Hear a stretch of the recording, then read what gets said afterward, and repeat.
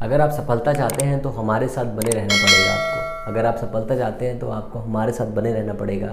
नमस्कार दोस्तों, मैं हूं प्रदीप और आप देख रहे हैं आपका अपना यूट्यूब चैनल फ्यूचर गोल्स, एक कदम सफलता की ओर जो आपको ले जाएगा आपकी मंजिल की ओर। आज हम लोग इससे भी ज़्यादा इम्पॉर्टेंट केमिस्ट्री का टॉपिक डिस्कस करने वाले हैं, वो है स्ट्रक्चर ऑफ एटम।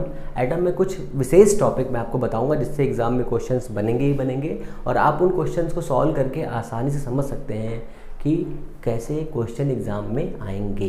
ठीक है, तो मैं आपको बताता हूँ सबसे पहले कि एटम क्या है, एटम की खोज कैसे हुई, एटम का नाम किसने दिया। ये सब बेसिक बातें हैं, मैं आपको 2-3 लाइनें बताऊंगा, बस ज़्यादा आपका दिमाग ख़राब नहीं करूँगा। ओके, तो सबसे पहले एटम दिया डाल्टन ने बताया। एटम के बारे में, एटम क्या होता है कि एक जैसे एटम, जैसे मान लीजिए हमारे पास ये पेन है, अगर इस इसका छोटा सा भाग काट लेंगे तो ये छोटा सा भाग जो है वो एटम के बराबर ही काम करेगा। ठीक है, वैसे ही जैसे तरबूज होता है, तरबूज का छोटा सा पार्ट भी मीठा होता है और सेब का छोटा सा भी पार्ट मीठा होता है। सेब का छोटा सा पार्ट भी उतने के बराबर काम करेगा जितने बराबर वो काम करता है। ओके, डाल्टन ने इसके बारे में बताया। डाल्टन की थ्योरी मैं पीडीएफ में डाल के आपको टेलीग्राम पे भेज दूंगा, आप उसमें नॉर्मल तरह से पढ़ लीजिएगा, उससे ज़्यादा इंपॉर्टेंट क्वेश्चन नहीं बनेंगे। बट हाँ, इतना ज़रूर है कि स्ट्रक्चर ऑफ एटम में से रदरफोर्ड का सबसे बड़ा काम था। रदरफोर्ड ने ये बताया कि जब किसी भी एटम की साइज़ के बारे में रदरफोर्ड ने सबसे ज़्यादा काम किया था। तो रदरफोर्ड ने बताया कि जो एटम का पूरा खोखला भाग होता है उसमें से जब किसी भी अल्फा पार्टिकल को हिट कराते हैं तो सारे पार्टिकल्स, अल्फा के पार्टिकल जो हैं कुछ जाके कुछ पास जा कर के वापस आ जाते हैं, कुछ ऐसे जाके ऐसे निकल जाते हैं, ऐसे करके। ये सभी फिजिक्स का टॉपिक है, बस इसमें से आपको बेसिक समझनी है कि जो है एटम जो है वो क्या है। एटम एक गोल चीज़ समझ लीजिए आप, ठीक है, जहाँ से अल्फा पार्टिकल जाएगा, टकराएगा और वापस आ जाएगा। ठीक है, तो ये सब चीज़ें हम फिजिक्स से पढ़ेंगे, बट अभी हम यहाँ समझते हैं कि सम इलेक्ट्रॉनिक क्या होते हैं।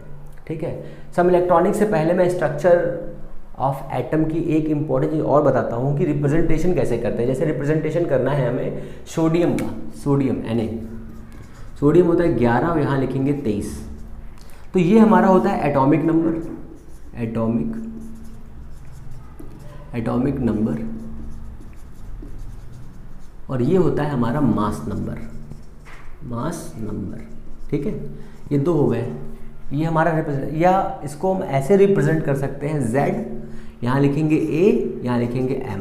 तो ये A जो हो जाएगा क्या हो जाएगा, एटॉमिक नंबर हो जाएगा, परमाणु क्रमांक हो जाएगा, और जो M है उसका मास हो जाएगा। यही तो चीज़ें आपको इंपॉर्टेंट है, आपको समझनी है। ओके, तो इन दो चीज़ों में से सबसे इम्पॉर्टेंट चीज़ ये है कि आपको कुछ फॉर्मूले भी याद करने हैं कि न्यूट्रॉन कहाँ से आएंगे, प्रोटॉन कहाँ होते हैं, ये सब चीज़ें आपको समझनी है। तो हमने ले लिया सोडियम का एक एटम। सोडियम के पास में 11 इलेक्ट्रॉन है, जितने इलेक्ट्रॉन होते हैं उतने ही प्रोटॉन होते हैं, आपको ये भी याद रखना है। ठीक है, तो number of electron is equal to number of proton.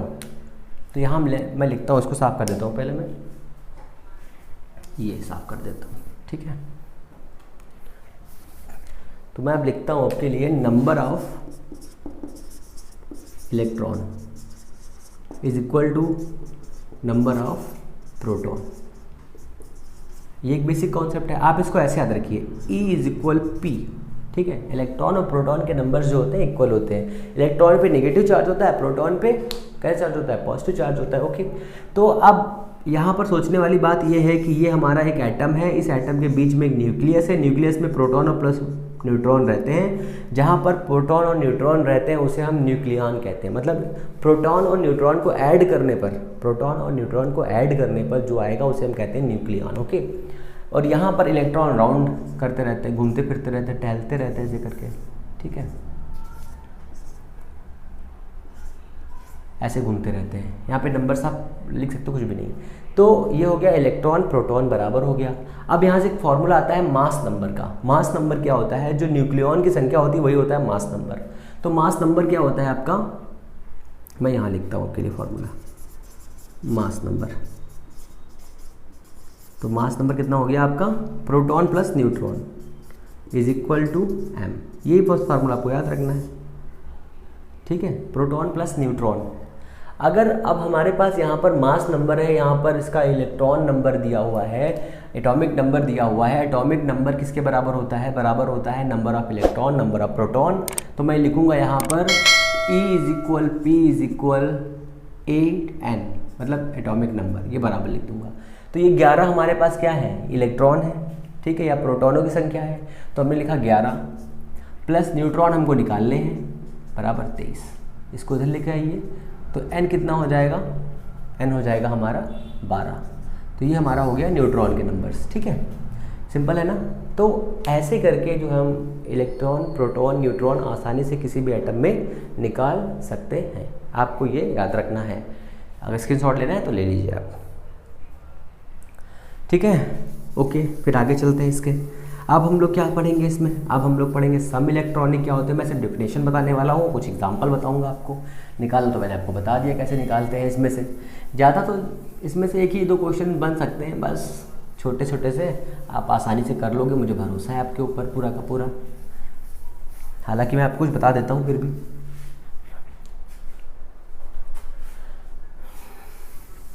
तो ये हमारा हो गया। अब आ जाइए सम न्यूट्रॉनिक पे। तो सम इलेक्ट्रॉनिक क्या होते हैं। सम इलेक्ट्रॉनिक ऐसे तत्व होते हैं जिनमें इलेक्ट्रॉनों की संख्या बराबर होती है। सम प्रोटॉनिक क्या होंगे, जिसमें प्रोटॉनिक संख्या बराबर होगी। सम न्यूट्रॉनिक क्या होंगे, जिसमें न्यूट्रॉनों की संख्या बराबर होगी। समभारिक क्या होंगे, जिसमें दोनों तत्वों का भार बराबर हो, दोनों तत्वों का भार बराबर होगा। ठीक है,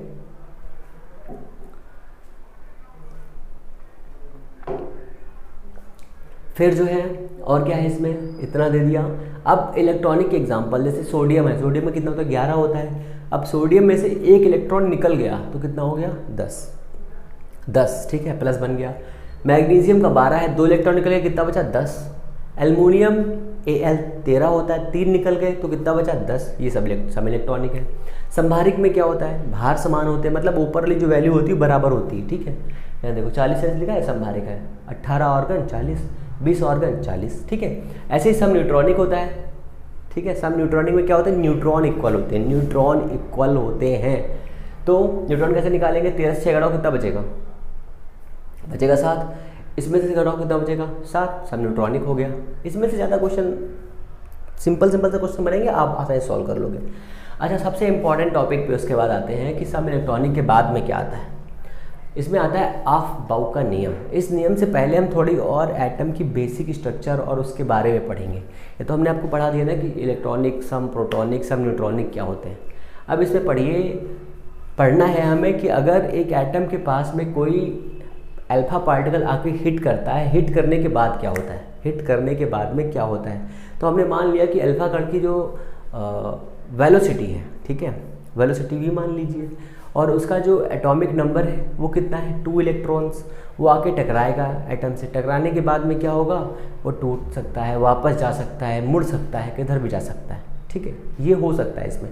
अब इसके आगे क्या हो सकता है, तो इसके आगे होगा कि उसमें से कुछ बनेगी उसकी रेडियस, कुछ बनेगी रेडियस, और कुछ बनेगी उसकी वेलोसिटी, कुछ बनेगी उसकी एनर्जी, और कुछ बनेगी उसकी वेवलेंथ, कुछ बनेगी उसकी फ्रीक्वेंसी। इतनी चीज़ें, इतने एक्शन होंगे एक एटम के अंदर जब उस पर आकर के एक अल्फा पार्टिकल टकराएगा। ठीक है, इतना हो गया। तो अब हम समझते हैं कि इसके बारे में रदरफोर्ड के बाद किसने बताया, बोहर ने बताया। बोहर ने ये बताया, नील बोहर ने ये बताया कि अगर कोई एटम है और उस एटम के पास में इलेक्ट्रॉन्स हैं और वो इलेक्ट्रॉन्स अपनी कक्षा में लगातार घूमते रहते हैं, घूमने के लिए जो उनको एनर्जी मिलती है वो एनर्जी उसके सेंट्रीपिटल फोर्स से मिलती है। ठीक है, और जो इलेक्ट्रोस्टैटिक फोर्स होता है उससे मिलती है, कूलॉम्स लॉ से मिलती है। ठीक है, अगर ऐसा हो कि एक एटम लगातार घूम रहा है अपनी कक्षा में, ये पॉजिटिव है, अगर यहाँ पर ऐसे घूम रहा है तो ये इसमें गिर क्यों नहीं जाता, ये माइनस ये प्लस है तो इसको खींच लेगा। ये गिरता इसलिए नहीं है क्योंकि यहाँ पर एक सेंट्रीपिटल फोर्स काम करता रहता है और एक्सटर्नल फोर्स काम करता रहता है, अपकेंद्र बल काम करता रहता है, जिसकी वजह से ये एक दूसरे को रिपेल करते रहते हैं और अपनी जगह पर घूमते रहते हैं। ठीक है, हालांकि ये हमें नहीं पढ़ना है, ओके। बट इसी से जो हमारा बोर का रेडियस आएगा, उस रेडियस का फॉर्म ये होता है R इज इक्वल, कैसे, अब ये एक एटम है, हमने यहाँ पर अल्फा गन लगा दी, अल्फा पार्टिकल गन लगा दी, यहाँ पर पार्टिकल गन लगा दी हमने यहाँ पर, तो गन ऐसे जाके टकराएगी तो यहाँ से वापस आ जाएगा, कुछ पार्टिकल ऐसे निकल जाएंगे। ठीक है, ऐसे निकल जाएंगे। तो ये जो हमारा सिस्टम था, इस सिस्टम को सोच करके बोहर साहब ने कुछ फार्मूले दिए, सिंपल से फार्मूले दिए। उन फार्मूलों का डिस्कशन हमें नहीं करना है क्योंकि ये फिजिक्स टॉपिक है, हमें सिर्फ और सिर्फ उसके फार्मूले को समझना है। ठीक है, अगर आपको वो समझना है तो मैं दूसरी वीडियो जो हमारी इसी टेलीग्राम के लिंक में दी हुई है, आप उस पर जाइए, चेक करिए और पढ़िए उससे। तो ये हो गया आर, आर बराबर कितना है 0.529 Z/n²। अगर रेडियस को पहली कक्षा में कितनी होगी 0.529 होगी, दूसरी कक्षा में कितनी होगी, यहाँ पर 4 हो जाएगा, तीसरे में 9 हो जाएगा, चौथे में 16 हो जाएगा, ठीक है। सॉरी, फिर जो है वेलोसिटी निकालना है, जो घूम रहा है उसमें एटम, उसकी वेलोसिटी कितनी होगी, v = 2.1 × 10⁸ Z/n हो जाएगी, e इतनी हो जाएगी, ठीक है। माइनस का 2.18 × 10⁻18 Z² ठीक है। अब उससे इम्पॉर्टेंट चीज़ यहाँ पर आते हैं, ये दिया है किसी भी पार्टिकल से जो एटम होता है, उस एटम से जो पार्टिकल निकलता है तो उसकी वेवलेंथ कितनी होती है, 1/λ = R1/n² - 1/n² तो यहाँ से जो वेवलेंथ निकलती है वो वेवलेंथ की ये होती है। इसमें R जो है रिडबर्ग नियतांक है, ठीक है। रिडबर्ग नियतांक इसलिए लिया गया क्योंकि इससे वैल्यू थोड़ी कम हो जाती है, मतलब इससे हमें लिखने में थोड़ा आसानी रहती है क्योंकि सारी वैल्यू तो कट जाती है, ठीक है। तो हम ये सोचते हैं कि पहली कक्षा में एनर्जी कितनी होती है, तो पहली कक्षा में एनर्जी होती है -13.6/n²। जब 1 रखेंगे तो हो जाएगा -13.6। किसके लिए, हाइड्रोजन परमाणु के लिए, आपको याद रखना है, ओके। अच्छा, इसको साफ करते हैं, इसके आगे चलते हैं मेरे भाई।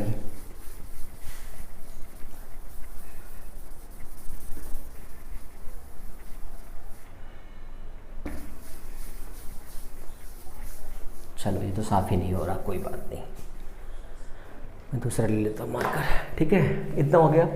अब इसमें चलते हैं सीधे हम लोग।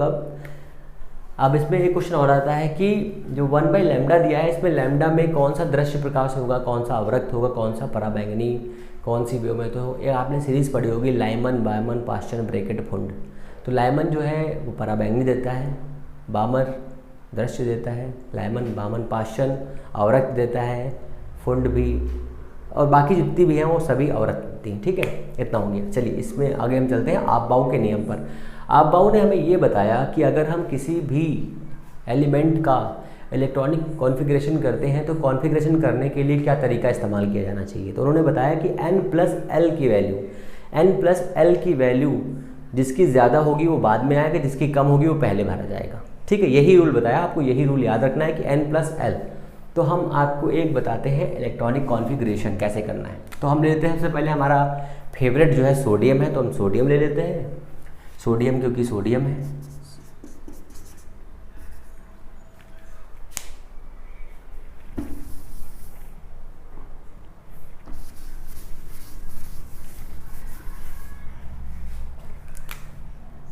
(11) सोडियम 23, ये हमने ले लिया। तो कैसे करेंगे, 1s2 2s2 2p 6 and 3s1, ये हो गया हमारा, ठीक है।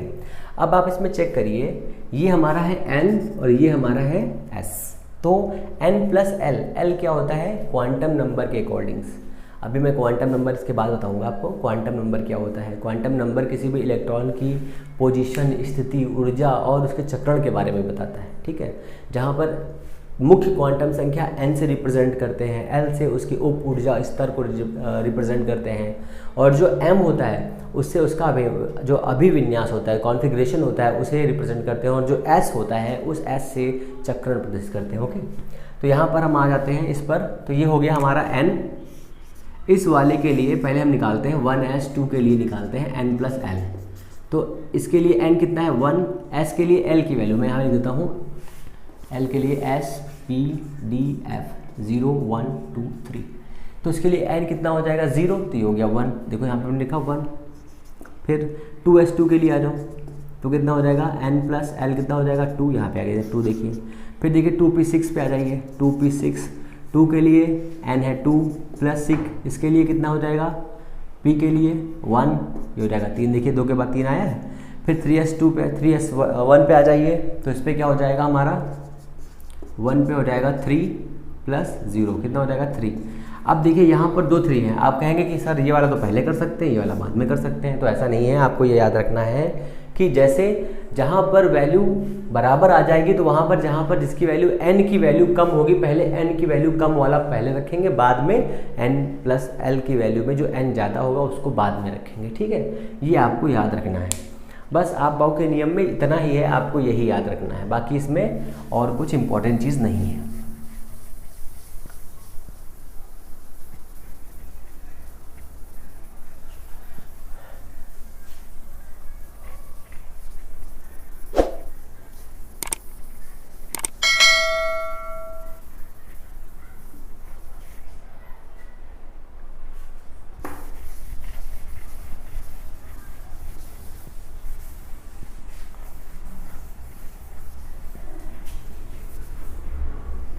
ठीक है। अब पाउली के अपवर्जन नियम पे आ जाते हैं। अच्छा, इससे पहले मैं आपको क्वांटम संख्या थोड़ी बता देता हूँ, ठीक है। जब भी मैं समझाऊंगा तो समझ में अच्छी तरह से आएगा। क्वांटम संख्या क्या होती है, किसी भी इलेक्ट्रॉन की, जब एटम के अंदर जो इलेक्ट्रॉन होता है उसके लिए जो भी संख्याएं जो उसके बारे में बताती हैं उन्हें हम क्वांटम नंबर्स कहते हैं, ठीक है। क्वांटम नंबर 4 टाइप के होते हैं। पहला होता है मुख्य क्वांटम संख्या, मेन क्वांटम नंबर, ठीक है। इसे n से डिनोट करते हैं, ठीक है। मैं लिख देता हूँ, तो मैं लिखता हूँ यहाँ पे क्वांटम नंबर,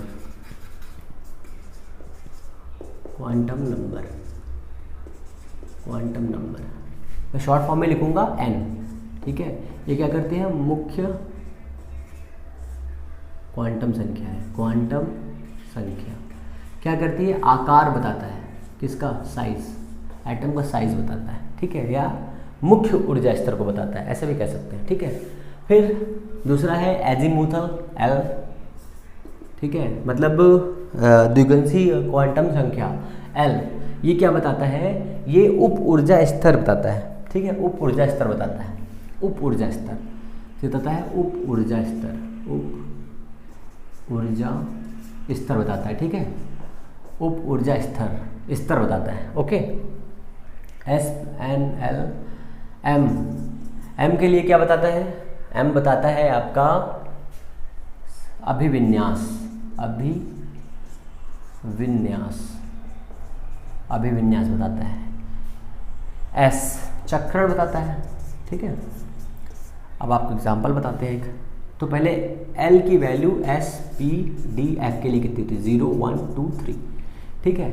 एन के लिए अगर सिर्फ हमें नॉर्मल वैल्यू निकालनी हो, एल की कितनी हो जाएगी, अगर कुछ ना दिया हो तो एल की वैल्यू हो जाएगी एन, यहाँ पर हो जाएगा एन स्क्वायर, यहाँ पर हो जाएगा 2n स्क्वायर। मतलब क्या है कि अगर ये दिया है कि किसी भी कक्षक में इलेक्ट्रॉन जो है तीसरी कक्षा में घूम रहे हैं तो उसमें एल संभावित कितने हो सकते हैं, तो n हो सकते हैं, ठीक है।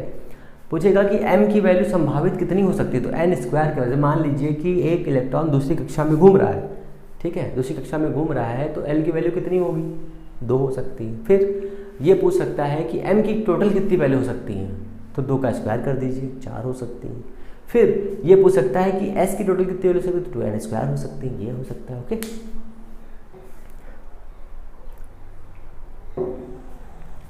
इतना हो गया। अब मैं आपको एग्जांपल बताता हूँ, ठीक है। एक वो एग्जांपल है 3p2, 3p2 की चारों क्वांटम संख्या बताइए। तो n कितना है, इसमें 3 है, ये देखिए ये n होता है।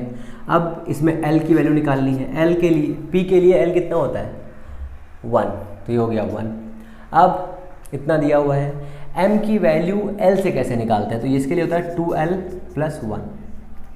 l की वैल्यू कितनी आई है, 1, तो m कितना हो जाएगा, m हो जाएगा 2 × 1 + 1, तो हो जाएगा 3 वैल्यू टोटल होगी। 3 वैल्यू मतलब ये 3 वैल्यू, 1 2 3, -1 0 + 1, ठीक है। कितने इलेक्ट्रॉन है, 2 इलेक्ट्रॉन है, तो 2 इलेक्ट्रॉन, 1 इलेक्ट्रॉन 2 इलेक्ट्रॉन हो गए, ठीक है, 2 इलेक्ट्रॉन भर गया।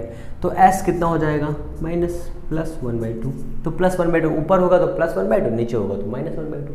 सपोज करिए कि मैंने यहाँ पर कर दिया 4, ये मैंने 4 कर दिया। जब मैं 4 करूँगा तब कितना हो जाएगा, तो ये हो जाएगा 3 और ये हो जाएगा 4। जब मैं 4 कर दूंगा तो ये वाली वैल्यू s की हो जाएगी -1/2, और तब m की वैल्यू कितनी हो जाएगी, तब m की वैल्यू हो जाएगी -1। और इस पहली कंडीशन पे m की वैल्यू कितनी थी, 0।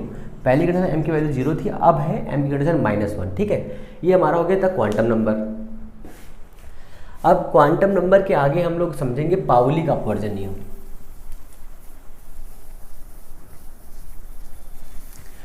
इसको जरा साफ कर लो, ठीक है।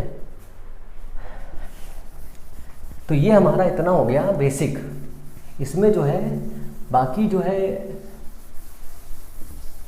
बहुत ही सिंपल से हैं, आप भी उसको समझ सकते हैं, ठीक है।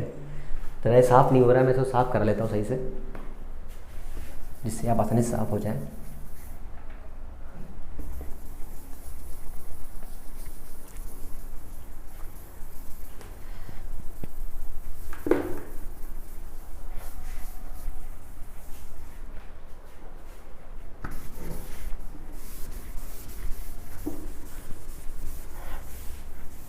चलिए ठीक है, अब जो है चलते हैं पाउली के अपवर्जन नियम पे। बस आपको मैं नियम बताऊंगा। नियम क्या होता है, पाउली के अपवर्जन नियम में क्या होता है कि किसी भी परमाणु के लिए, किसी भी एक परमाणु के किसी भी जो एटम होता है उस एटम में किसी भी एक इलेक्ट्रॉन के लिए चारों क्वांटम संख्याओं के मान बराबर नहीं हो सकते हैं। यही नियम है पाउली का। ठीक है, फिर हुंड के नियम में आ जाइए। जब हुंड के नियम का अनुसार जो इसका क्लियर वाली वैल्यू है, वो वैल्यू ये है कि अगर हम किसी भी इलेक्ट्रॉनिक कॉन्फ़िगरेशन को भरते हैं, जैसे कि हमने भरा 3p2, सपोज करिए एक कॉन्फ़िगरेशन करते हैं, जैसे मैंने लिखा यहाँ पर सबसे इम्पॉर्टेंट वाला क्रोमियम, इसका तो अपवाद है, कॉपर भी इसका अपवाद है। हमने लिखा, चलो क्लोरीन लेते हैं, क्लोरीन 17 ले लेते हैं, 1s2 2s2 2p6 3s2, ये देखो 10 हो गए इतने, 3s2 3p 5 हो गए। अब अगर हम इस 5 वाले इलेक्ट्रॉन को समझें तो ये हो गया हमारा p का कक्षक। p में मैक्सिमम कितने इलेक्ट्रॉन आ सकते हैं? 6। कक्षक कितने होते हैं?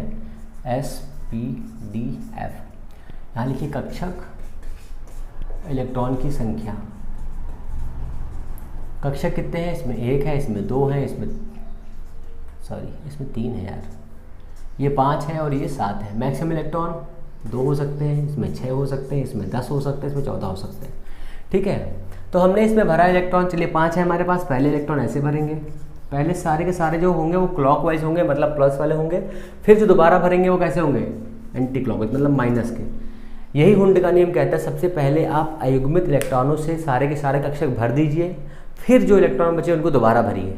ठीक है, यही इसका नियम है। हुंड के नियम के अनुसार किसी भी इलेक्ट्रॉनिक कॉन्फ़िगरेशन में, कोई भी sp-df में जब भी हम इलेक्ट्रॉन को फिल करते हैं, सबसे पहले हमें अयुग्मित इलेक्ट्रॉनों को कोटा फुल करना पड़ता है, बाद में जो बचे हुए इलेक्ट्रॉन उसे पूरा करते हैं। ठीक है, ये हो गया हमारा इतना। बट इसके 2 अपवाद हैं, ये एक 24 एक 29। इसका देख लीजिए, इम्पॉर्टेंट तो यही है। ये हो जाएगा 1s2 2s2 2p6।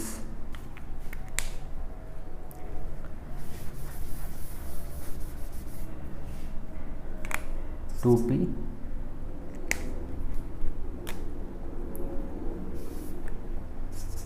पी 6, ये 10 हो गए। 3s2 3p6 4s2 कितने हो गए? ये हो गए 10, ये हो गए 8 और ये 10 20 हो गए आपके। कितना है? 24। अब ये हो जाएगा 3d4, 24 हो गए ना। बट ये जो है इस कॉन्फ़िगरेशन को नहीं मानता है हुंड का नियम, तो ये एक इलेक्ट्रॉन इसको दे रहा है। जैसे कि ये देखिए हमारा हो गया 5, 1 2 3 और ये 4 1 5, तो यहाँ पर 4 इलेक्ट्रॉन हैं। ये संरचना जो है अभी जो है स्थायी संरचना नहीं है, तो इसको स्थायी बनाने के लिए क्या करता है, यहाँ से एक इलेक्ट्रॉन यहाँ पे ट्रांसफर कर दे, तो सेम टू सेम इतना रहेगा। यहाँ पर हो जाएगा 4s1 3d5 और यहीं पर Cu 29 में आ जाइए। इस 29 में क्या सेम इतना होगा, यहाँ पर हो जाएगा 4s1 3d10, यहाँ पर 9 आएगा 10 हो जाएगा। ठीक है, ये इतना हो जाएगा इसमें। अब इसके आगे जो दिया हुआ है वो है आगे हाइजेनबर्ग का अनिश्चितता का सिद्धांत। बाकी इसमें इंपॉर्टेंट जो था मैंने आपको बता दिया है। हाइजेनबर्ग का अनिश्चितता का सिद्धांत क्या कहता है? सिद्धांत ये बताता है कि अगर किसी भी इलेक्ट्रॉन की पोजीशन बतानी है, पोजीशन और उसमें जो और भी तत्व मिल रहे हैं, मतलब पोजीशन और मास, मतलब पोजीशन, मास और वेलोसिटी सभी का एक साथ निर्धारण करना असंभव है। मतलब सभी का एक साथ निर्धारण आप नहीं कर सकते। ठीक है,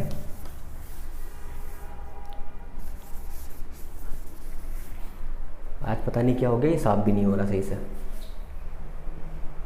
चलिए कोई बात नहीं है ना। तो मोमेंटम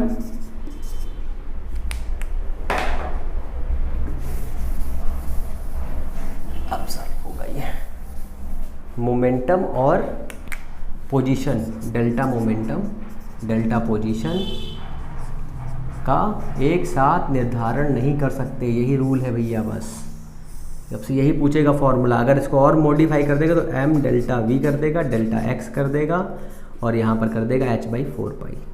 ठीक है, h/4π कर देगा। अब आपको क्या देगा, अगर हम मोमेंटम को ज़ीरो कर दें, अगर हम मोमेंटम को ज़ीरो कर दें तो पोजीशन कहाँ होगी? ठीक है, अगर मोमेंटम ज़ीरो हो जाएगा तो पोजीशन कहाँ होगी? सर आपको ये बताना है। तो अगर हम मोमेंटम ज़ीरो करेंगे तो पोजीशन सर इन्फिनाइट हो जाएगी। ये आपको याद रखना है।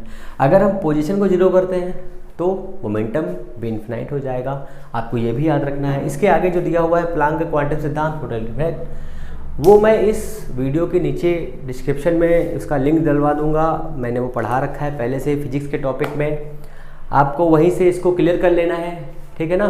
तो बाकी का जो टॉपिक है इसमें आई थिंक इतना ही इम्पोर्टेंट है। इसमें एक चीज़ अभी और रह गई है, वो पढ़ाना है कि अयुग्मित इलेक्ट्रॉनों की संख्या क्या होती है, ठीक है, प्रतिचुंबकीय पदार्थ क्या होते हैं, अनुचुंबकीय पदार्थ क्या होते हैं। ये 2 टॉपिक हैं जो आपके लिए इंपॉर्टेंट है, वो मैं नेक्स्ट वीडियो में आपको दूंगा, ठीक है। अगर आपको ये वीडियो पसंद आया है तो लाइक करिए, शेयर करिए, सब्सक्राइब करिए, अपने दोस्तों के साथ ज़रूर शेयर करिए और अपना प्यार ज़रूर दीजिए। कमेंट बॉक्स में प्यार के रूप में कुछ भी लिखिए। नमस्कार, जय हिंद।